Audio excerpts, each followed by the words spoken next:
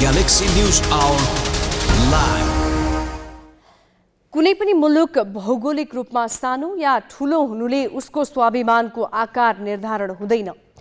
सामरिक रूपले बलवान र कमजोर हुनुले पनि स्वतन्त्र राष्ट्रको सार्वभौमिकता सानो या ठूलो हुँदैन। राष्ट्रका यी मूलभूत मान्यतालाई सन्तुलनमा राख्ने डोरी भनेको कूटनीति र बाह्य सम्बन्ध हो। मुलुकका स्वार्थ अनुसार कूटनीतिका आकार, रूप र तौर तरिका फरक हुन सक्छन्, तर यसको जरो एउटै हुन्छ, आपसी सम्मान र मर्यादा। नेपाल भौगोलिक रूपमा दुई छिमेकी भन्दा सानो छ, तर कहिल्यै कसैको उपनिवेश नभएको नेपाल राजनीतिक रूपमा यति कमजोर भइसकेको छ कि यहाँका नेताहरू बारम्बार मर्यादा बिर्सेर विदेशी सामु लम्पसार परिरहन्छन्। कुनै अमुक राजदूतलाई विदाई गर्न हुल कसेर हिँडिदिने सरकार प्रमुखदेखि प्रतिपक्षी दलका प्रभावशाली नेतासम्मले मर्यादा र स्वाभिमानको धज्जी उडाएका छन्। प्रधानमन्त्री शेरबहादुर देउवा भारत भ्रमणका बेला सत्तारूढ भारतीय जनता पार्टीको कार्यालय जाँदा उठेका प्रश्न अझै निवारण भइसकेका छैनन्। त्यस्तैमा मंगलबार राति भारतीय राजदूत विनय मोहन क्वात्राको विदाई गर्न देउवा सहितको टोली लैनचौर पुग्यो। कूटनीतिको आँखामा यो बडे मानको कसिङ्गर हो। आज ग्यालेक्सी न्युज आवरमा हामी कूटनीतिक मर्यादा र राष्ट्रिय स्वाभिमानलाई मजाक बनाउने प्रवृत्तिमाथि प्रश्न गर्नेछौँ।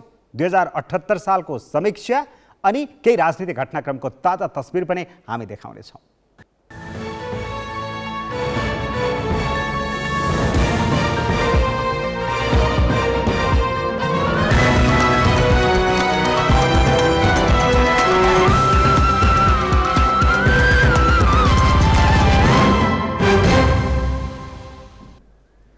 नमस्कार, यो हो ग्यालेक्सी न्युज आवर। अब हेडलाइन्स।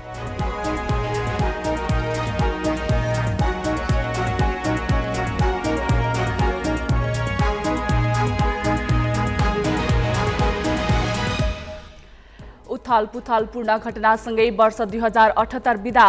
प्रतिनिधि सभाको दोस्रो विघटन बदरले सत्ताफलट, एमसीसी अनुमोदनदेखि प्रधान न्यायाधीश र गभर्नर निलम्बन मुख्य घटना। कूटनीतिक मर्यादामा नेताहरू हदैसम्म असंवेदनशील। प्रधानमन्त्री नै दूतावासका भोजमा सामेल हुँदा चौतर्फी आलोचना। दलहरू शक्ति बढाउने होडमा ससाना समूहलाई फकाउँदै प्रधानमन्त्री देउवा र चन्दबीच बालवाटारमा वार्ता। राप्रपा नेपालले सूर्य चिन्हमा चुनाव लड्ने। चैत मसान्तभित्र सबै नेपालीलाई कोरोना विरुद्धको खोप लगाउने सरकारको प्रतिबद्धता पूरा भएन। लक्षित जनसङ्ख्याको 1/3 अझै पूर्ण खोपबाट वञ्चित।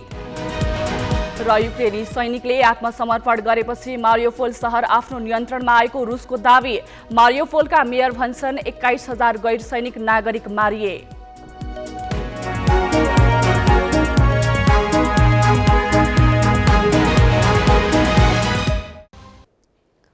प्रधानमन्त्री शेरबहादुर देउवा भारत भ्रमणका बेला सत्तारूढ भारतीय जनता पार्टीको कार्यालय जाँदाको विवाद अझै सेलाइसकेको छैन। नेपाल फर्केर समेत उनले कूटनीतिक मर्यादा उल्लङ्घनलाई निरन्तरता दिएका छन्। मंगलबार राति भारतीय राजदूत विनय मोहन क्वात्राको विदाई गर्न देउवा सहितको टोली लैनचौर पुग्यो। उनीसँगै गठबन्धनका शीर्ष नेता, विपक्षीका प्रतिनिधि र मन्त्रीहरूको समेत त्यहाँ लस्कर लाग्यो।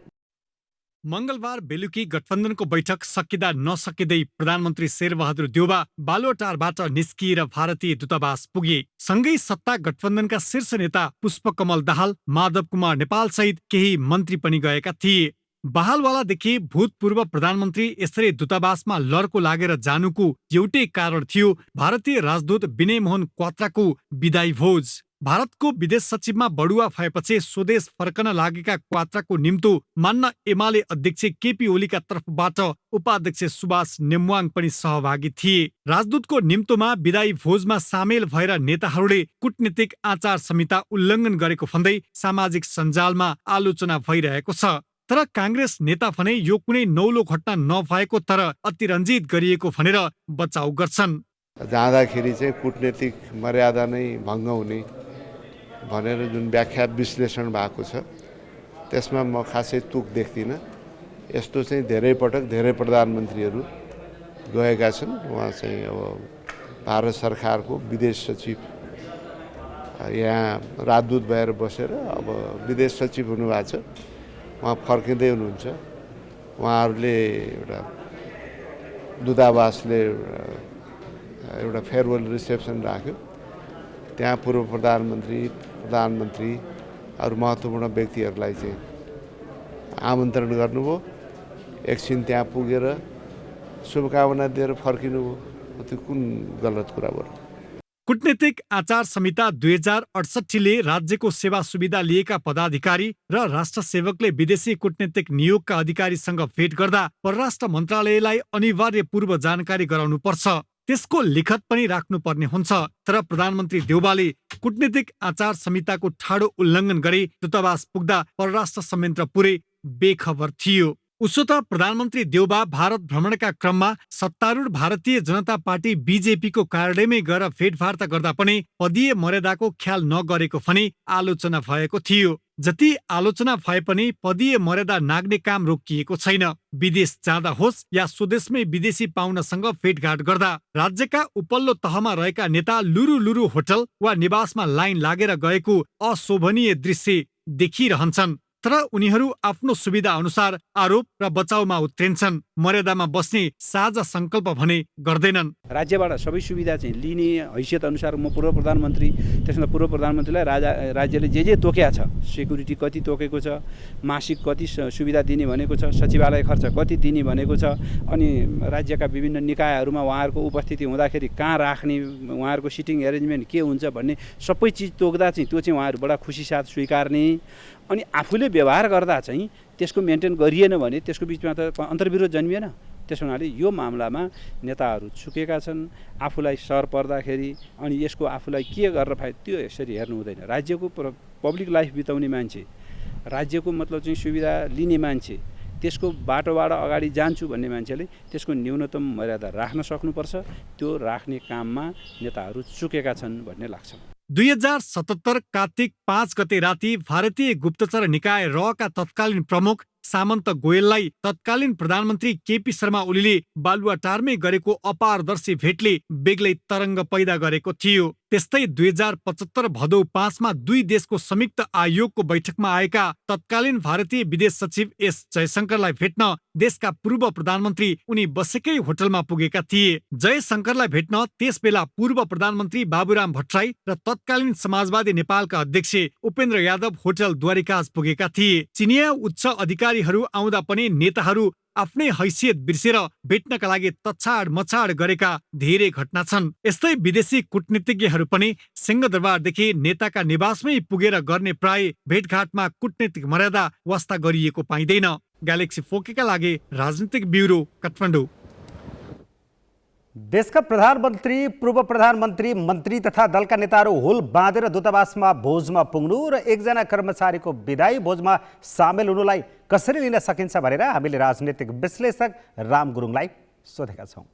मर्यादा छ भनेको राष्ट्र प्रमुख, राष्ट्रलाई प्रमुख नेतृत्व दिइसकेको व्यक्तिहरू त्यो ठाउँमा जानु भनेको त्यो सांस्कृतिक र सामाजिक महत्त्व भन्दा पनि त्यो चाहिँ राजनीतिक हिसाबले कूटनीतिक मर्यादाको विषय भएकोले त्यसलाई अब कसरी बुझ्ने भन्ने कुरा चाहिँ अब यो चाहिँ कस्तो हो भने त्यो जाने व्यक्तिले कसरी के सोचेर गयो होला भन्ने कुरा हो। भनेको त्यो विदाई गर्ने कुरालाई स्वाभाविक भए पनि त्यहाँ उपस्थित हुने कुरालाई चाहिँ कूटनीतिक मर्यादाको दृष्टिकोणमा हेर्दा चाहिँ यसलाई अस्वाभाविक मान्नुपर्छ। किनभने हामी एउटा सार्वभौम देश हौँ, होइन?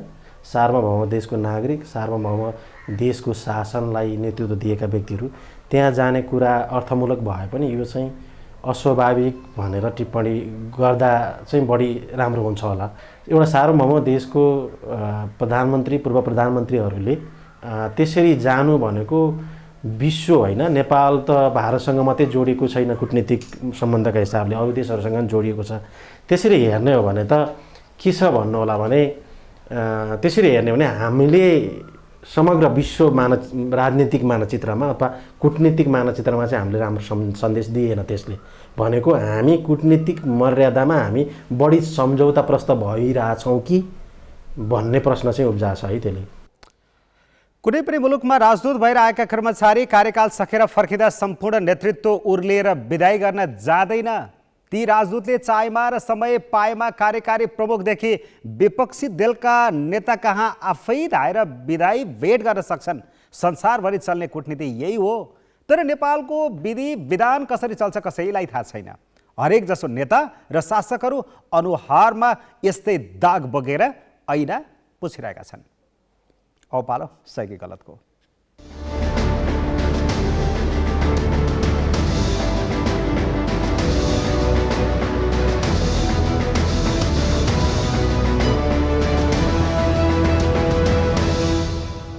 सही कि गलतमा हिजो हामीले सोधेको प्रश्न थियो, चुनावको मुखमा भइरहेको उद्घाटन र शिलान्यासको सिलसिला तपाईँलाई कस्तो लागेको छ? ग्यालेक्सी एपमा सहीको पक्षमा 10% र गलतको पक्षमा 90% मत प्राप्त भएको छ। मत व्यक्त गर्नुहुने सम्पूर्ण दर्शकलाई धन्यवाद। अब आजको प्रश्न, राजदूतलाई विदाई गर्न प्रधानमन्त्रीदेखि अन्य दलका नेताहरू भारतीय दूतावास जानु कस्तो लाग्यो? तपाईले आफ्नो मत ग्यालेक्सी 4K टिभी एपमा गएर राख्न सक्नुहुन्छ। यसको अन्तिम परिणाम भोलिको न्युज आवरमा प्रसारण गरिनेछ। Galaxy app Google play store र एप स्टोरबाट डाउनलोड गर्न सक्नुहुन्छ। अब केही न्युज संक्षेपमा। प्रधानमन्त्री शेरबहादुर देउवाले स्थानीय तह निर्वाचनमा सहभागी हुन नेत्रविक्रम चन्द नेतृत्वको नेपाल कम्युनिस्ट पार्टीलाई आग्रह गरेका छन्। प्रधानमन्त्रीको सरकारी निवास बालुवाटारमा आज भएको भेटवार्तामा प्रधानमन्त्री देउवाले चुनावमा सहभागी हुन चन्दलाई आग्रह गरेका हुन्। तर नेकपाका महासचिव चन्दले भने यसअघि सरकारसँग भएको 3 बुँदे सहमति कार्यान्वयन गरेमा मात्रै चुनावमा सहभागी हुन सकिने जवाफ दिए। भेटवार्तामा प्रधानमन्त्री देउवासहित गृहमन्त्री बालकृष्ण खाड, कांग्रेस उपसभापति पूर्णबहादुर खड्का, महान्यायाधिवक्ता खम्मबहादुर खाती, गृह सचिव टेकनारायण पाण्डे र नेकपाका तर्फबाट महासचिव नेत्रविक्रम चन्द र प्रवक्ता खड्गबहादुर विश्वकर्मा सहभागी थिए। नेकपाले 2077 फागुन 20 गते भएको 3 बुँदे सहमति कार्यान्वयन गर्न माग गर्दै आएको छ। नेकपा एमाले र राप्रपा नेपालबीच स्थानीय तह निर्वाचनमा गठबन्धन हुने भएको छ।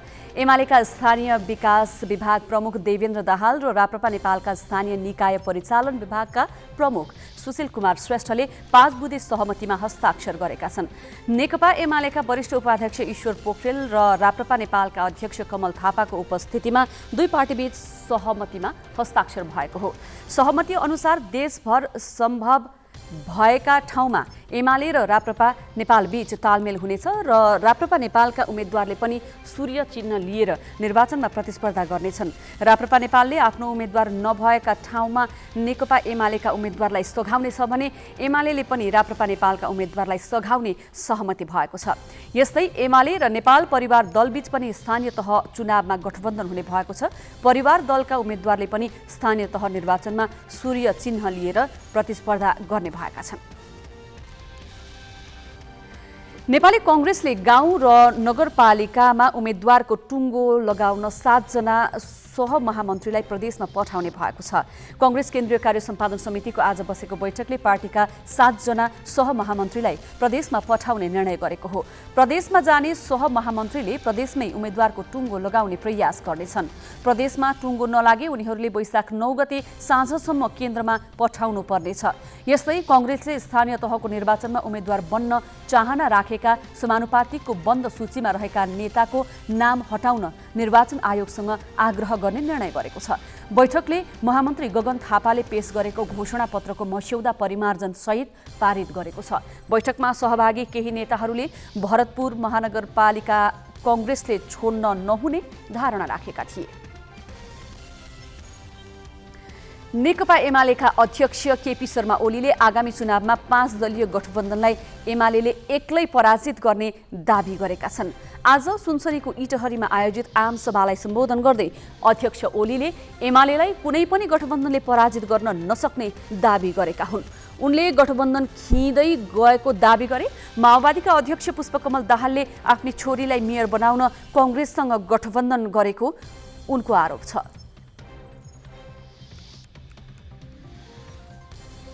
स्थानीय निर्वाचनमा मनोनयन अघि जनप्रतिनिधिले राजीनामा गर्नुपर्ने प्रावधान विरुद्ध परेको रिटमा सर्वोच्च अदालतले वैशाख 4 गते सुनवाई गर्ने भएको छ।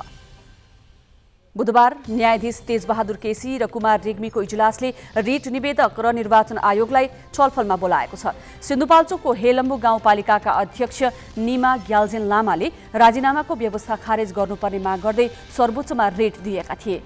त्यसको प्रारम्भिक सुनवाई गर्दै 8 चैतमा सर्वोच्चले राजीनामाको व्यवस्था तत्काल कार्यान्वयन नगर्न अन्तर्कालीन आदेश दिएको थियो। त्यो आदेश खारेजीका लागि आयोगले निवेदन दिएको छ। अब यी सबै निवेदन एकसाथ राखी अदालतले निर्णय दिनेछ।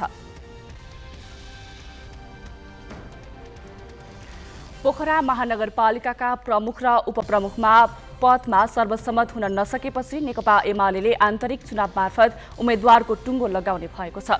प्रमुख पदमा 12 र उपप्रमुख पदमा 11 जनाले आकांक्षा राखेपछि आन्तरिक चुनाव मार्फत उम्मेद्वारको टुङ्गो लगाउने तयारी भएको हो।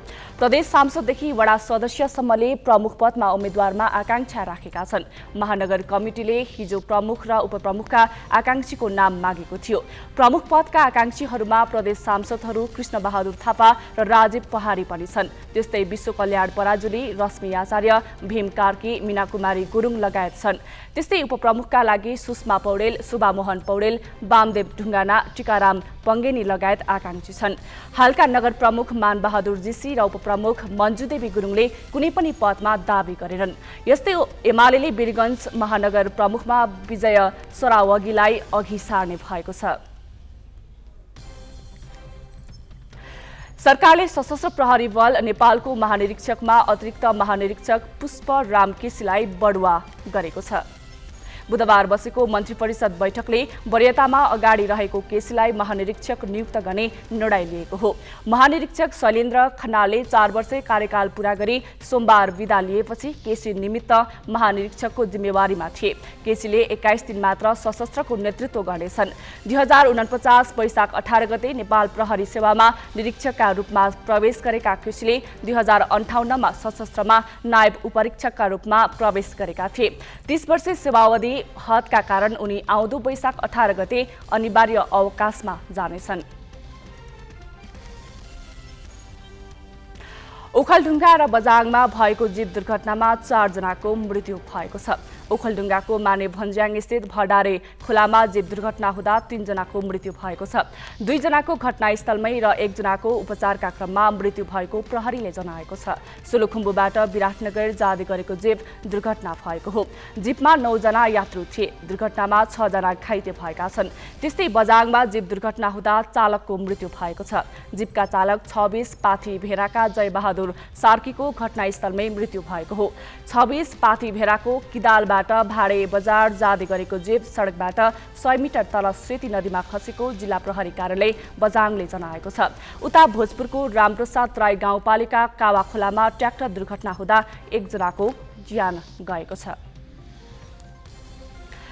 रौतहटमा 3 लाख रुपियाँ घुससहित प्रधानाध्यापक र उनका सहयोगी पक्राउ परेका छन्। इस्नाथ नगरपालिका स्थित विश्वेश्वर प्रसाद कोइराला आदर्श माध्यमिक विद्यालयका प्रधानाध्यापक राकेश कुमार ठाकुर र उनका सहयोगी दिपेन्द्र कुमार झा 3 लाख रुपियाँ घुससहित पक्राउ परेका हुन्।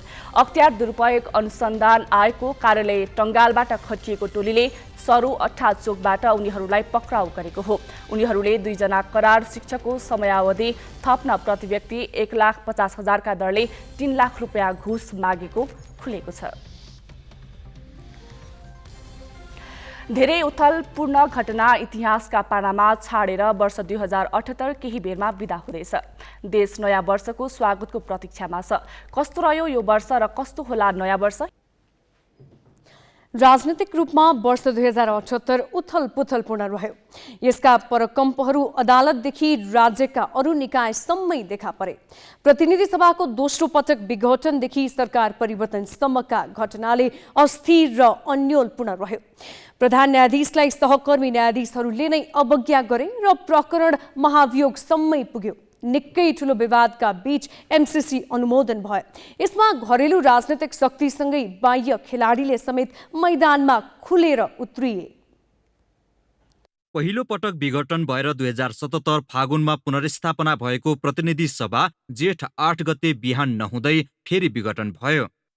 तत्कालीन प्रधानमन्त्री केपी शर्मा ओली नेतृत्वको सरकारको कदमको विरोधमा राजनीतिक दल र सरकारवाला पक्ष अदालतको ढोकासम्म पुगे। अन्तत सर्वोच्च अदालतको संवैधानिक इजलासले प्रतिनिधि सभा मात्र बिउताएन, ओलीलाई विस्थापित गरी काङ्ग्रेस सभापति शेरबहादुर देउवालाई प्रधानमन्त्री बनाउन परमादेश नै जारी गरिदियो। असार 27 गते दोस्रो पटक तल्लो सदन पुनर्स्थापना भयो र 29 गते देउवाले प्रधानमन्त्रीको शपथ लिए। यतिले मात्र राजनीति शान्त बन्न सकेन। एमाले र जनता समाजवादी पार्टीभित्रको अन्तर सङ्घर्ष जारी थियो। यही बेला सरकारले संसद अधिवेशन अन्त्य गराएर अध्यादेश मार्फत राजनीतिक दल सम्बन्धी ऐन संशोधन गर्यो। त्यसैमा टेकेर एमाले फुटाएर एकीकृत समाजवादी र जसपा फुटाएर लोकतान्त्रिक समाजवादी पार्टी जन्माइए। पार्टी विभाजनकै कारण 6वटा प्रदेशका सरकारबाट विस्थापित भएर एमाले प्रतिपक्षी बेन्चमा पुग्यो। प्रधानमन्त्री देउवाले असोज 22 गते प्रधान न्यायाधीश चोलेन्द्र शमशेर राणाका आफन्त गजेन्द्र हमाललाई उद्योग मन्त्रालयको जिम्मेवारी दिएर न्यायालयलाई समेत विवादमा ताने। गैर सांसद व्यक्ति प्रधान न्यायाधीशको भागबाट मन्त्री बनेकोमा चौतर्फी आलोचना भएपछि 2 दिनमै हमालले राजीनामा दिए। यही वर्ष संसदमा रहेका प्रमुख दलले महाधिवेशन गरे। एमाले मङ्सिर दोस्रो साता चितवनमा 10औं महाधिवेशन गरी अध्यक्षमा ओलीलाई नै नवीकृत गर्यो। काङ्ग्रेस र माओवादीले पनि महाधिवेशन मार्फत पुरानै नेतृत्व दोहोर्याए। राप्रपामा भने राजेन्द्र लिङदेन चयन भए। अध्यक्षमा पराजयपछि बेचैन भएका कमल थापा भने फागुन 1 गतेबाट राप्रपा नेपालको नाममा अलग्गै चुलो बाल्न पुगे। प्रतिनिधि सभा विघटन प्रकरणदेखि प्रधान न्यायाधीशले सत्तामा लिएको भागबण्डाले न्यायालयमा पनि ठूलै भूकम्प ल्यायो। प्रधान न्यायाधीश राणालाई सहकर्मी न्यायाधीशले नै 40 दिनसम्म अवज्ञा गरे भने कानून व्यवसायीको आन्दोलन 110 दिनसम्म चल्यो। अन्तत राणा विरुद्ध सत्ता गठबन्धनका 98 सांसदले महाभियोग प्रस्ताव दर्ता गराए। पारित हुने निश्चित नभएपछि प्रस्ताव विचाराधीन नै राखी संसद अधिवेशन अन्त्य गरियो। रोचक त के भने भागबण्डा लिएको आरोप लागेका राणामाथि संसदले कारबाहीको विषय बनाउँदा भाग दिने प्रधानमन्त्री देउबा भने चोखै रहे। निकै ठूलो अन्योलका बीच वैशाख 30 गते एकै चरणमा गर्ने गरी माघ 24 गते मन्त्री परिषदबाट स्थानीय चुनाव घोषणा भयो। सोही अनुसार अहिले देशभर चुनावी सरगर्मी बढेको छ। अमेरिकाको 50 करोड डलर अनुदान सम्बन्धी सम्झौता एमसीसीलाई लिएर देशभित्रका शक्तिबीच त चरम ध्रुवीकरण भयो नै। चीन र अमेरिका जस्ता विश्व शक्ति नै खुलेर मैदानमा आए। यही विषयलाई लिएर अमेरिका र चीनबाट उच्च स्तरका भ्रमण भए। फागुन 15 गते संसदबाट व्याख्यात्मक टिप्पणी सहित एमसीसी अनुमोदन भएपछि घरेलु राजनीति केही शान्त भए पनि कूटनीतिक परकम्पहरू मत्थर भइसकेका छैनन्।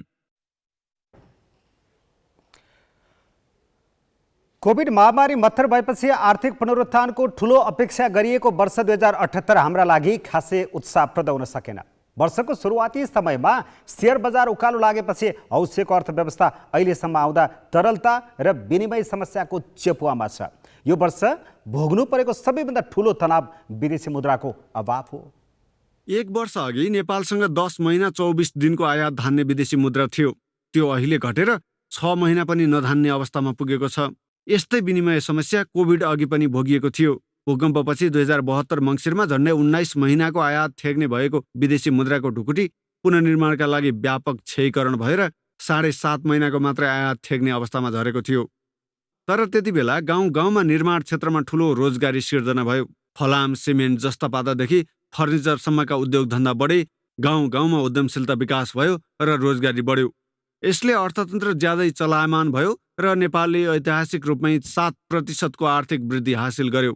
तर अहिले अवस्था त्यस्तो छैन। कोभिडपछि शेयर बजारबाट पैसा कमाउनेहरूले गाडीदेखि विदेशी लुगा, जुत्ता, घडी किन्न खर्च गरे। विदेश घुम्नेको लर्को लाग्यो। औद्योगिक वस्तुभन्दा खाने पिउने उडाउने खालका वस्तु किन्न विदेशी मुद्रा ओहिरियो। यसले उद्यमशीलता बढाउन कुनै मद्दत गरेन। त्यसैले अहिलेको विनिमय क्षय अर्थतन्त्रका लागि बढी घातक हुन सक्ने देखिएको छ। देशभित्रै पनि लगानी गर्ने रकमको अभाव छ। बैंकहरूले 1 वर्षमा जम्मा 4.5 खर्ब निक्षेप बढाएका छन्, तर यही बीचमा झन्डै 7 खर्ब कर्जा थपेका छन्। यस्तो असन्तुलनले ब्याज दर बढेको छ। पोहोर 8.5% हाराहारी रहेको ऋणको ब्याज दर अहिले 10.5% पुगेको छ। यो 1 वर्षमा मूल्य वृद्धि पनि दोब्बर भएको छ।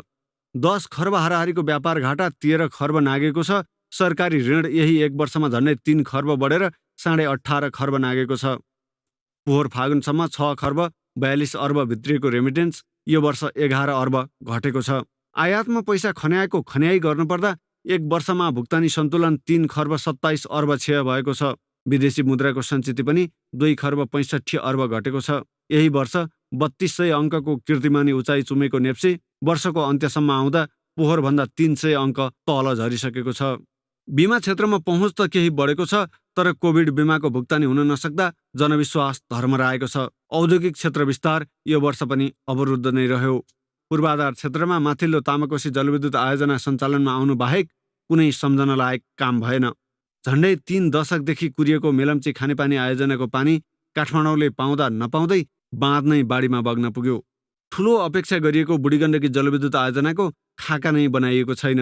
दोस्रो अन्तर्राष्ट्रिय विमानस्थल निजगढको बहस सेलाइसकेको छ भने भैरवा र पोखरामा विस्तारित विमानस्थल चल्ने चरणसम्म पुगेका छैनन्। काठमाडौँ तराई द्रुत मार्ग विवादकै भुमरीमा छ। निकै ठुलो विवाद र बहसपछि एमसिसी सम्झौता संसदबाट अनुमोदन हुनु यो वर्षको ठुलै घटनामा दरिएको छ। तर यस अन्तर्गतका आयोजनाको काम कहिले सुरु हुन्छ यकिन छैन। Business bureau, Galaxy four K, Kathmandu. वर्ष 2078 नेपाली खेलकुदका लागि उपलब्धिमूलक बन्न सकेन। केही जितले उत्साह त ल्यायो, तर अपेक्षा पूरा हुन सकेन। अधिकांश खेल कोरोनाको बहानामा हुन सकेनन्। 13औं दक्षिण एसियाली खेलकुदपछि 2 वर्ष बितिसक्दा प्रतियोगिता नै हुन नसकेका खेल र खेलाडीको फेहरिस्त लामो छ। क्रिकेट र फुटबल बाहेकका प्रतियोगिता सञ्चालन नगर्ने रह्यो। वर्ष 2078 नेपाली क्रिकेट उतार चढावपूर्ण रह्यो। खेलाडी विवाद, नयाँ कप्तान, केही जित र महत्त्वपूर्ण हारले वर्षभर नै क्रिकेट चर्चामा रह्यो।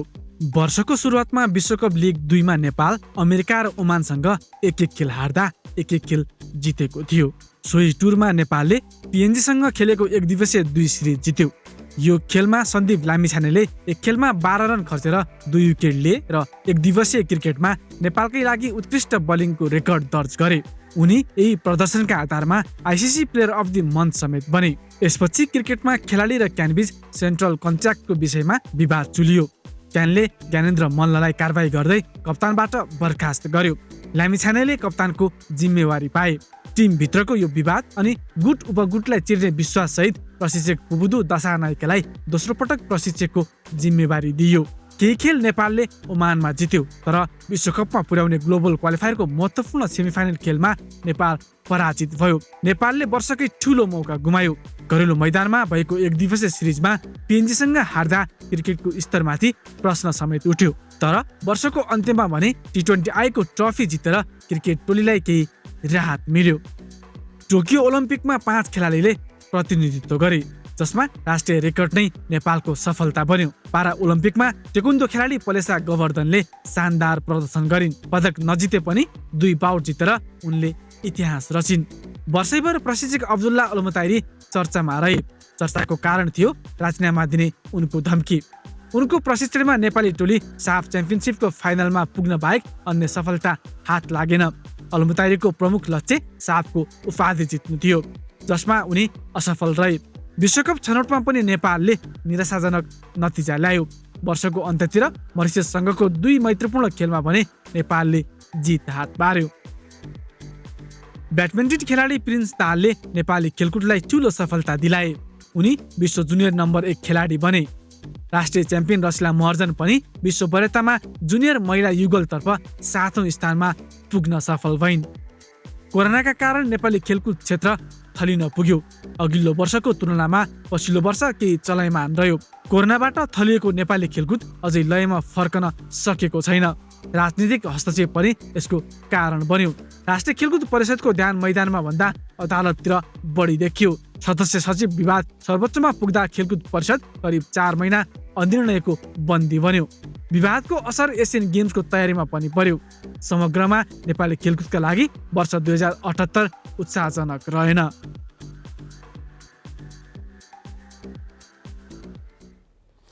देश नयाँ वर्षको स्वागत गर्न प्रतीक्षारत छ। नयाँ वर्षको पूर्व सन्ध्यामा आज देशैभर विशेष उत्सव मनाइँदैछ। प्रमुख पर्यटकीय गन्तव्यहरूमा आन्तरिक पर्यटकको चहल पहलले थप रौनक छाएको छ। पर्यटकीय नगरी पोखरामा पनि नयाँ वर्ष स्वागतको बेग्लै रौनक छ। यसबारे थप जानकारी दिन पोखराबाट ग्यालेक्सी संवाददाता उत्तम पौडेल हामीसँग सम्पर्कमा हुनुहुन्छ। उत्तमजी, नयाँ वर्षको पूर्व सन्ध्यामा पोखराको अवस्था के छ, रौनक कस्तो छ, जानकारी गराउनुहोस्। सोनिकाजी, अहिले नयाँ वर्ष 2079 सुरु हुँदै गर्दाखेरि अथवा आज उनीको दिन हुँदै गर्दाखेरि आज पोखरामा आन्तरिक तथा बाह्य पर्यटकहरूको चहल पहल बढेको हामीले पाएका छौँ। विशेष गरेर नयाँ वर्ष भनेर पोखरामा अङ्ग्रेजी तथा नेपाली नयाँ वर्ष दुईवटा नयाँ वर्षलाई विशेष प्राथमिकताका साथ हेर्ने गरिन्छ भने यति बेलाको विषयमा हेर्ने हो भने अङ्ग्रेजी नयाँ वर्षभन्दा नेपाली नयाँ वर्षको रौनकता अलिकति कम भएको हामीले महसुस गरेका छौँ। यद्यपि कोरोनाको कहर यति बेला सकिसकेको कारणले गर्दाखेरि यति बेला बाह्य पर्यटकको पनि यति बेला आगमन भएको छ। भारतीय, चाइनिज, त्यसै गरी युरोपियन पर्यटकहरूको सङ्ख्यामा उल्लेख्य वृद्धि भएको हामीले पाएका छौँ। त्यसै गरी पोखराको समग्र रूपले हेर्ने हो भने होटलहरू 81% अकुपेन्सी भएको भन्ने हामीले जानकारी प्राप्त गरेका छौँ। पश्चिमाञ्चल होटल सङ्घले आयोजना गरेको यो नयाँ वर्षको जुन महोत्सव छ, त्यसै गरी यो उत्सव छ, यति बेला अङ्ग्रेजी नयाँ वर्षमा 10,000 मान्छे उपस्थित हुने गर्दथे भने यति बेला चाहिँ त त्यस्तो 10,000को उपस्थिति रहने गरेको पाइएको छैन। तर कम भिडभाडको माझमा पनि नेपाली नयाँ वर्षलाई हर्षोल्लासका साथ नेपालीहरूले, त्यसै गरी विदेशी पर्यटकहरूले मनाइरहेको हामीले पाइरहेका छौँ। उत्तमजी, अब अघिल्लो 2 वर्ष कोरोना कहरले गर्दा पर्यटन व्यवसाय लगभग ठप्प जस्तै थियो। अब यसपटक पर्यटकहरू बढिरहँदाखेरि पर्यटन व्यवसायले चाहिँ पर्यटकलाई आकर्षित गर्न, बसाई लम्ब्याउनको लागि के विशेष योजनाहरू ल्याएका छन्? त्यस्तो विशेष योजना भनेर ठिकै त्यस्ता खालि योजनाहरू त अहिलेसम्म हामीले पाएका छैनौँ। पछिल्लो समय हेर्ने हो भने पर्यटन व्यवसाय सुस्ताएको अथवा कोभिडको कारणले गर्दाखेरि धेरै नै आक्रान्त भइरहेको अवस्थामा यति बेला पर्यटन व्यवसायीहरूले केही छुटका विशेष कार्यक्रमहरू गरेका छन् र होटल तथा रेस्टुरेन्ट, त्यसै गरी अन्य पर्यटकीय स्थलहरूमा पनि केही छुटका व्यवस्थाहरू गरेका छन् र पर्यटकहरूलाई आगमन गर्नको लागि विभिन्न तरिकाले आह्वान गरेको हामीले पाएका छौँ। तर पर्टिकुलरली हेर्ने हो भने अब पर्यटनलाई नै लक्षित गरेर कुनै पनि त्यस्ता विशेष कार्यक्रमहरू गरेको चाहिँ हामीले पाएका छैनौँ। हस्, धन्यवाद उत्तमजी। उनी थिए ग्यालेक्सी संवाददाता उत्तम पौडेल। पोखराबाट नयाँ वर्षको पूर्व सन्ध्यामा त्यहाँको रौनकको बारेमा हामीसँग कुराकानी गर्दै। विगतका आन्दोलन, नयाँ संविधान, राज्यको पुनर्संरचना लगायतका प्रयासको एउटा मुख्य उद्देश्य राजनीतिक अस्थिरताको अन्त्य थियो।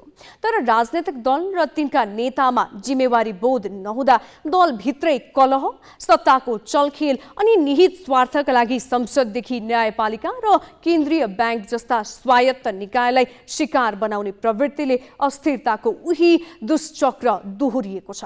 आशा गरौँ तिनै तहका निर्वाचनसँगै आउँदो वर्षले मुलुकलाई स्थायित्व देओस्। अब केही न्युज संक्षेपमा। रुसले युक्रेनको मारियोपोल सहर नियन्त्रणमा लिएको दावी गरेको छ। रुसको रक्षा मन्त्रालयले मारियोपोलमा रहेका 1026 युक्रेनी सैनिकले रुसी सेना समक्ष आत्मसमर्पण गरेको बताएको छ। नौसेनाको 36औं ब्रिगेड ब्याचका 162 सैन्य अधिकृत सहित 1026 सैनिक रुसी सेनाको शरणमा पुगेको रुसले उल्लेख गरेको छ। युक्रेनी सैनिकसँग हतियार सकिएपछि उनीहरू रुसी सेना समक्ष आत्मसमर्पण गर्न बाध्य भएको अन्तर्राष्ट्रिय सञ्चार माध्यमले बताएका छन्। त्यस्तै घाइते 151 जना युक्रेनी सैनिकको उपचार भइरहेको समेत रुसले जनाएको छ। युक्रेनको महत्त्वपूर्ण तटीय सहर मारियोपोल रुसको कब्जामा गएसँगै युक्रेन समुद्री सम्बन्धबाट छुटेको छ। रुसले गत 2 मार्चमा मारियोपोलमा कारबाही सुरु गरेको थियो। त्यसयता 21,000 नागरिक मारिएको मारियोपोलका मेयरले बताएका छन्। त्यस्तै त्यहाँ अझै 1 लाख भन्दा बढी नागरिक उद्धारको पर्खाइमा रहेको जनाइएको छ। रुसले युक्रेनमा आक्रमण गरिएता हालसम्म 20 जना पत्रकारको हत्या भएको तथ्याङ्क सार्वजनिक भएको छ। युक्रेन स्थित पत्रकारको राष्ट्रिय सङ्घले सामाजिक सञ्जाल टेलिग्राममा सो तथ्याङ्क प्रकाशित गरेको हो। सङ्घले युक्रेनमा मारिएका पत्रकारको नामावली पनि सार्वजनिक गरेको अन्तर्राष्ट्रिय सञ्चार माध्यमले जनाएका छन्। मारिने पत्रकारमा केही विदेशी पनि रहेको समाचारमा उल्लेख छ। रुसले गत फेब्रुअरी 24 देखि युक्रेनमा आक्रमण गरिएता 142 जना बालबालिकाको मृत्यु भएको राष्ट्रसङ्घले पुष्टि गरेको थियो। राष्ट्रसङ्घीय बालकोष युनिसेफले पनि 48 लाख बालबालिका विस्थापित भएको तथ्याङ्क सार्वजनिक गरेको थियो। युनिसेफका अनुसार शरणार्थी बालबालिका मध्ये 28 लाख देशभित्रै र 20 लाख अन्य देशमा विस्थापित भएका छन्। नवौं राष्ट्रिय खेलकुद प्रतियोगिता जेठमा आयोजना हुने भएको छ। मन्त्री परिषदले गण्डकी प्रदेशमा आयोजना हुने प्रतियोगिता जेठ 22 देखि 28 गतेसम्म आयोजना गर्ने निर्णय गरेको हो। युवा तथा खेलकुद मन्त्रालयको प्रस्तावमा मन्त्री परिषदको बैठकले प्रतियोगिताको मिति तय गरेको हो। प्रत्येक 2 वर्षमा आयोजना गर्ने लक्ष्यसहित सुरु गरिएको राष्ट्रिय खेलकुद 2077मा आयोजना गर्नुपर्ने थियो, तर कोभिड महामारीका कारण गत वर्ष राष्ट्रिय खेलकुद प्रतियोगिता आयोजना भएन। यसअघि 8औं राष्ट्रिय खेलकुद 2075 सालमा नेपालगञ्जमा भएको थियो।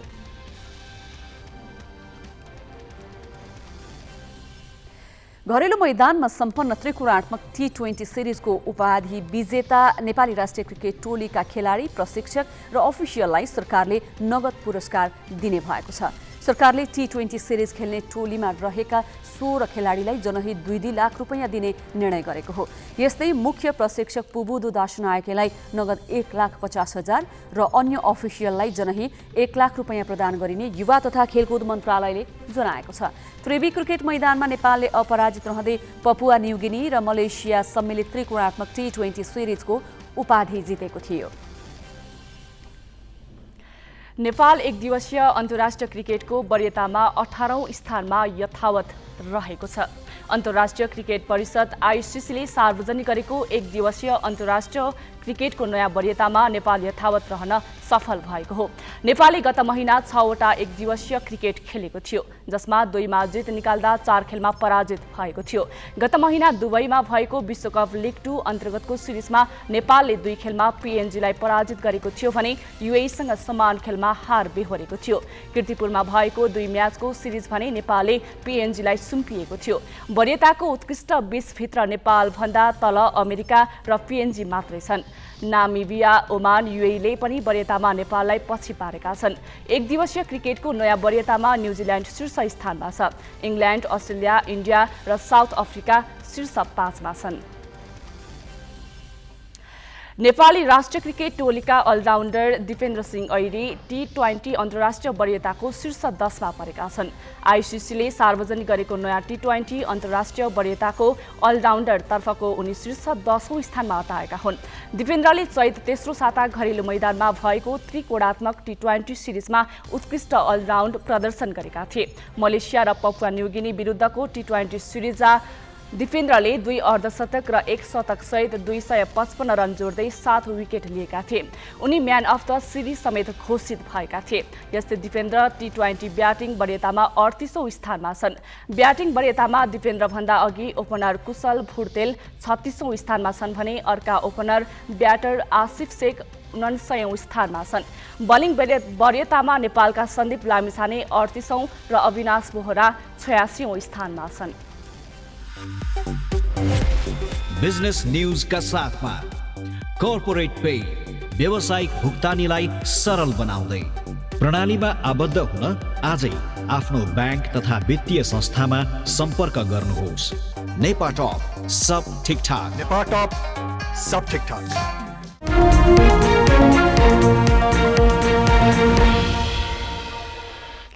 वर्ष 2078 को अन्तिम दिन शेयर बजार बढेर बन्द भएको छ। नेप्से परिसूचक 30.24 अङ्कले बढेर 2415.24 अङ्कमा बन्द भएको छ। कारोबारमा आएका 13 वटा समूहले नेप्सेलाई बढाएका हुन्। आज नेप्सेमा 46 अङ्कको उतार चढाव देखियो। नेप्से सकारात्मक भए पनि कारोबार रकम भने बढ्न सकेन। आज 1 अर्ब 47 करोड रुपियाँको शेयर किनबेच भयो। 164 कम्पनीको मूल्य बढ्दा 25 वटाको घटेको छ। लगानीकर्ताको सम्पत्ति 4 अर्बले बढ्दा बजार पुँजीकरण 34 अर्ब 26 करोड कायम भएको छ।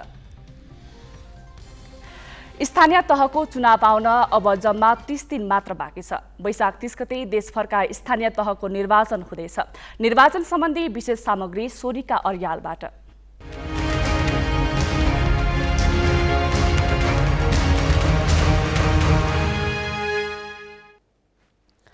अनावश्यक खर्चिलो र भड्किलो नहोस् भनेर निर्वाचन आयोगले हरेक पटकको चुनावमा आचार संहिता र खर्चको सीमा तोकेको हुन्छ। तर चुनावलाई मितव्ययी बनाउनुको साटो करोडौं खर्च गरेको कुरा नेताहरू खुल्ला भनिरहेका छन्। उनीहरूको अभिव्यक्तिले एकातिर आयोगलाई झुटो चुनावी खर्च विवरण पठाउने गरेको पुष्टि हुन्छ भने अर्कोतिर महँगो चुनावले निष्ठावान कार्यकर्ता पाखा लाग्ने स्थिति बनेको छ। 2074 सालमा सम्पन्न चुनावमा प्रतिनिधि सभा सदस्यको उम्मेद्वारले बढीमा 25 लाखसम्म खर्च गर्न पाउने गरी निर्वाचन आयोगले आचार संहिता जारी गरेको थियो। आयोगको नियम बमोजिम उम्मेद्वारले चुनावमा गरेको खर्च पेश गर्नुपर्छ। सोही अनुसार प्रतिनिधि सभा सदस्य निर्वाचनमा नवलपरासी 1बाट उम्मेद्वार बनेका काङ्ग्रेस नेता शशाङ्क कोइरालाले चुनावमा 21,75,000 खर्च भएको विवरण आयोगमा बुझाएका थिए। तर त्यो विवरण झुटो रहेको कुरा 6 करोड खर्च भएको भन्ने शनिबारको उनकै अभिव्यक्तिले प्रमाणित मात्र गरेको छैन, लामो समय पार्टीमा लागेका निष्ठावान नेता कार्यकर्ताका लागि चुनाव धान्नै नसकिने गरी बोझिलो बन्दै गएको पुष्टि समेत भएको छ। पार्टीभित्र डनवाद र धनवाद हाबी भएको 74 सालभन्दा अगाडिदेखि नै हो। 70 सालदेखि नै सुरु भयो। 74 सालमा टिकट लिँदैखेरि नै चाहिँ सांसदको टिकट लिनको निमित्त 5-10 करोड रुपियाँ खर्च गरेका पनि चाहिँ देखिए। केन्द्रीय समितिका सदस्यहरू नेताहरूलाई बुझाएको देखियो। अब भनिसकेपछि त्योबाट अगाडि अहिले आइरहँदाखेरि त जसले टिकट लिनलाई नै 5 करोड 10 करोड खर्च गर्छ भनेपछि उसले त चुनावमा 15-20 करोड रुपियाँ खर्च गर्ने स्वाभाविकै हो। एउटा सांसद हुनुको निमित्त त्यति खर्च किन गर्छ भन्दाखेरि चाहिँ उसले त्यसबाट उसले लिने फाइदा चाहिँ त त्यसको चाहिँ 15-20 गुणा चाहिँ फाइदा लिने केही दृष्टिकोणले भएको छ भनेदेखि डनवाद र धनवाद पार्टीभित्र हाबी हुनु र निर्वाचनमा हाबी हुनु भनेको भ्रष्टाचारको जग हो। यसलाई निर्मूल पार्नको निमित्त त पहिलो चरणको सुरुवात चाहिँ निर्वाचन आयोगले गर्नुपर्छ। निर्वाचन आयोगले चुनाव भड्किलो र अनावश्यक खर्चिलो नहोस् भनेर आचार संहिता जारी गरेको छ। आयोगले 30 फागुनमै उम्मेद्वारले गर्न पाउने खर्चको सीमा तोकेको छ, जसमा विभिन्न 10 शीर्षकमा खर्चको वर्गीकरण गरिएको छ। महानगरपालिकाका प्रमुख उपप्रमुखमा उम्मेद्वारले 7.5 लाख, उपमहानगर प्रमुख उपप्रमुखले 5.5 लाख र नगरपालिकाका उपप्रमुख प्रमुखले 4.5 लाख रुपैयाँसम्म खर्च गर्न पाउने भनिएको छ। यस्तै गाउँपालिकाका अध्यक्ष उपाध्यक्षले 3.5 लाखको खर्च सीमा रहने गरी निर्वाचन प्रचार प्रसार गर्नुपर्छ। 2074 सालमा आयोगमा उम्मेद्वारले बुझाएको खर्च विवरण अनुसार 85% रकम कार्यकर्ता परिचालनमा खर्च भएको देखिन्छ। हरेक चुनावमा सीमा तोकिए पनि उम्मेद्वारले गर्ने मनपरी खर्चले आयोगले तोक्ने सीमा र उम्मेद्वारले बुझाउने विवरण केवल औपचारिकता मात्र रहेको देखाउँछ। यस्ता विवरण र वास्तविकता बीच कतै तालमेल देखिँदैन। आयोगले खर्चको अनुगमन गर्ने बताए पनि अहिलेसम्म बढी खर्च गरेकै आधारमा कसैलाई कारबाही गरेको छैन। देशभर एकैपटक हुने निर्वाचनमा आयोगले मिहिन अनुगमन गर्न पनि सकेको देखिँदैन। आसन्न स्थानीय तहको निर्वाचनको लागि पनि आयोगले खर्चको सीमा निर्धारण गरिसकेको छ हैन, र त्यो खर्चको सीमा निर्धारण गरिरहँदा निर्वाचन बढी खर्चिलो भड्किलो नहोस् भन्ने हेतुले 2074 सालको खर्च सीमालाई नै कायम गरेको छ र यो अधिकांश राजनीतिक दलहरूले यो खर्च सीमा बढाउनु हुन्न भन्ने नै हो। अनुगमन गर्नका लागि केन्द्रदेखि जिल्ला निर्वाचन क्षेत्र हुँदै पालिका स्तरसम्म पनि संयन्त्रहरू निर्माण गरिएका छन्। स्वयं राजनीतिक दल र उम्मेदवारहरू नै अनुगमन पालना गराउनु पर्ने संयन्त्रमा भएपछि त पालना गर्ने व्यक्ति नै त्यहाँ भएपछि त आयोगको धारणा के हो भने आचार संहिताको पूर्ण पालना हुन्छ भन्ने नै हो। राज्यको मूलनीति मानिने राजनीतिलाई समाजसेवा ठान्नुपर्नेमा व्यापारिक प्रतिस्पर्धा जस्तो बन्न पुग्दा एक त पैसा नहुनेहरू राजनीतिबाटै पाखा लाग्नुपर्ने अवस्था छ भने अर्कोतर्फ त्यसै गरी छानिएर आउने प्रतिनिधिले जनहितमा काम गर्लान् भनेर अपेक्षा गर्न पनि नसकिने भएको छ। खर्चिलो चुनावलाई कतिपयले भ्रष्टाचारको भराङ भनेका छन्। निर्वाचन आयोगले जारी गरेको आचार संहिताले पनि भ्रष्टाचार न्यूनीकरण गर्नका लागि सुरुवातमै निर्वाचनलाई कम खर्चमा सम्पन्न गर्नका लागि आचार संहिता त जारी गर्छ, तर त्यसलाई दलहरूले उल्लङ्घन गरेका उनीहरूकै अभिव्यक्तिहरूले पुष्टि गरेको छ। तसर्थ निर्वाचन आयोगले जारी गरेको आचार संहितालाई अवलम्बन गर्नका लागि दलहरू स्वयं सो अनुशासनमा बस्नु जरुरी छ। क्यामेरामा जय तामाङका साथमा मिलन बुढाथोकी, ग्यालेक्सी फोके, काठमाडौँ। असार 29मा प्रधानमन्त्री बनेका शेरबहादुर देउवाले कार्यभार सम्हाल्दा कोरोना विरुद्धको खोप आफ्नो पहिलो प्राथमिकता रहेको बताएका थिए। सोही अनुसार सरकारले चैत मसान्तभित्र सबैलाई खोप लगाउने घोषणा नै गर्यो।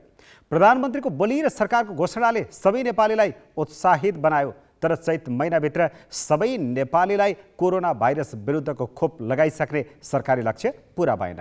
98,55,000 व्यक्ति खोपको दायराभन्दा अझै बाहिर छन्।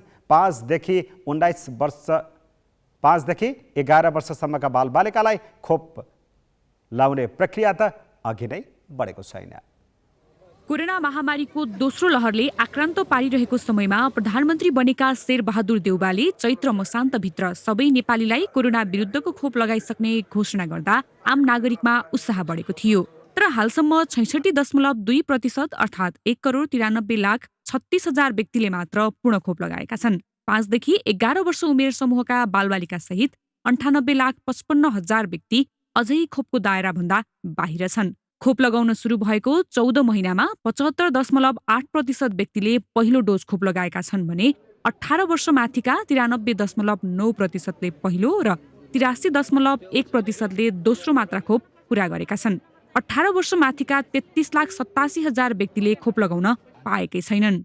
12 देखि 17 वर्ष उमेर समूहका 34,05,000 किशोर किशोरीमा 92%ले पहिलो र 75%ले दोस्रो मात्रा खोप लगाएका छन्। 8,45,000 किशोर किशोरीले पहिलो मात्रा पनि लगाएका छैनन्। 23,47,000 व्यक्तिले मात्र बुस्टर डोज खोप लगाउन पाएका छन्। सरकारको लक्ष्य पूरा नभएपछि विज्ञहरूले नै प्रश्न गर्न थालेका छन्। सबै नेपालीलाई चाहिँ भ्याक्सिन हामी लगाइसक्छौँ भन्ने कुरा, त्यो प्रतिबद्धता कसरी किन जाहेर गर्यो? त्यसको चाहिँ आधार के थियो? मलाई प्रश्न चाहिँ त्यहाँ गर्न मन लाग्छ। हो, एउटा कुरा चाहिँ पक्कै पनि के छ भने हाम्रो जस्तो चाहिँ भौगोलिक बनावट भएको देशमा अझै पनि कतिपय हाम्रा चाहिँ दूरदराजहरूमा हाम्रो आफ्नै व्यवस्थापनकै कारणले गर्दाखेरि पनि हामीले चाहिँ त्यहाँ पुर्याउन सकिरहेका छैनौँ। त्यो एउटा पाटो चाहिँ हो, पक्कै हो। यसमा हामीले चाहिँ नागरिकहरूलाई चाहिँ उनीहरू खोप लिन चाहिँ सङ्कोच मान्छन् भनेर दोष लगाउने होइन। त्यहाँ हामी पुग्न सकेका छैनौँ भनेर हाम्रा कमजोरीहरूलाई चाहिँ स्वीकार्दाखेरि हुन्छ। मुलुकमा 3 तहका सरकार छन्। खोपको वितरण सङ्घीय सरकारले मात्र गरिरहेको छ। लक्ष्य पूरा नहुनुमा तिनै तहका सरकार बीचको समन्वय अभावलाई कारण देखाइएको छ। अझै पनि केही त्यस्ता जनसङ्ख्याको सीमित समुदायहरू, वर्गहरू हुनुहुन्छ जहाँ चाहिँ हामीले पुग्न सकेका छैनौँ। जहाँ उदाहरणका लागि केही दुर्गम दूरदराजका त्यस्ता बस्तीहरूमा हुनसक्छ होइन। र अर्को चाहिँ कतिजना व्यक्तिले चाहिँ धार्मिक र यो सांस्कृतिक कारणले चाहिँ यो खोप लगाउँदा चाहिँ राम्रो हुँदैन भन्ने छ। कतिजनामा चाहिँ यो खोपको बारेमा आशंकाहरू, भ्रमहरू छ। अहिले खोप लगाउनलाई प्रेरित गर्ने यसमा चाहिँ सबभन्दा सक्रिय भूमिका अहिले चाहिँ स्थानीय तहहरूकै छ। किनभने हामी यहाँ काठमाडौँबाटै 753 स्थानमा हामी पुग्न सक्दैनौँ। 5 देखि 11 वर्षसम्मका बालबालिकालाई पनि खोप लगाउने बताएको सरकारले आवश्यक खोप खरिदको प्रक्रिया नै सुरु गरेको छैन। 40 लाख बालबालिकालाई आवश्यक फाइजरको खोप कहिले आउँछ भन्ने अझै टुङ्गो छैन। खोप खरिदको फाइल मन्त्री परिषदमा अड्किएको छ। खरिद र अनुदान गरी हालसम्म नेपालले 4,77,82,000 डोज खोप प्राप्त गरेको छ। हाल 73,66,000 डोज खोप मात्र भण्डारणमा छ। तर नेपालीलाई खोप लगाउन 2 करोड डोज खोप आवश्यक पर्छ। क्यामेरामा सञ्जय घिमिरेका साथ प्रज्ञा तिमल सिन्हा, ग्यालेक्सी 4K, काठमाडौँ। हामी ग्यालेक्सी न्युज आवरको अन्त्यमा छौँ। जाँदा जाँदै हेडलाइन्स।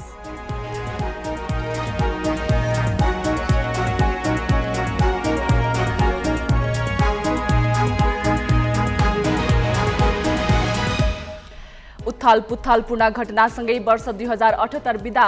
प्रतिनिधि सभाको दोस्रो विघटन बदरले सत्ता पलट। एमसीसी अनुमोदनदेखि प्रधान न्यायाधीश र गभर्नर निलम्बन मुख्य घटना। कूटनीतिक मर्यादामा नेताहरू हदैसम्म असंवेदनशील। प्रधानमन्त्री नै दूतावासका भोजमा सामेल हुँदा चौतर्फी आलोचना।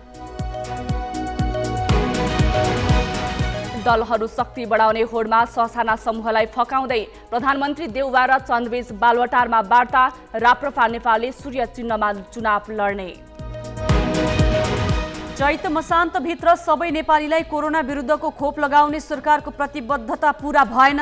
लक्षित जनसङ्ख्याको 1/3 अझै पूर्ण खोपबाट वञ्चित।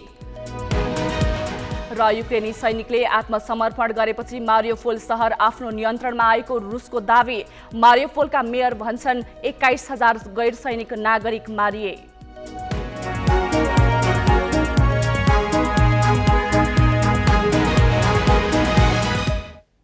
आजलाई ग्यालेक्सी न्युज आवर्स सकियो। नमस्ते।